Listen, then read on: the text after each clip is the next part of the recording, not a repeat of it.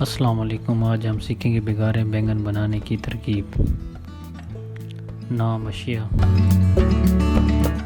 بینگن گول چھوٹے 1 کلو، مونگ پھلی 50 گرام،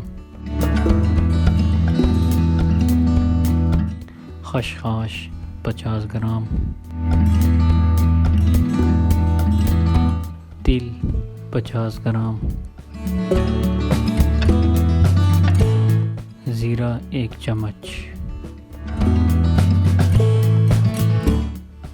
سرخ مرچ 2 چمچ،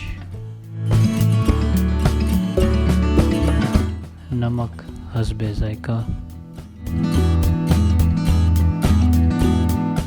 املی کا پانی آدھا کپ، کڑی پتہ تھوڑا سا، آئل 1 کپ،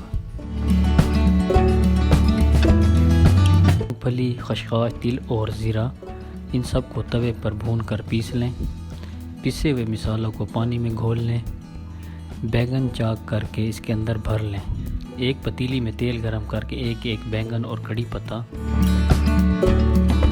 اس میں چھوڑ دیں اور باقی بچا ہوا مصالحہ بھی اس میں ڈال دیں۔ اوپر ڈھکن ڈھانپ کر اسے پکائیں۔ جب بیگن گل جائیں تو املی کا پانی ڈال دیں۔ مزید 5 منٹ پکائیں۔ مزیدار بگارے بینگن تیار ہیں۔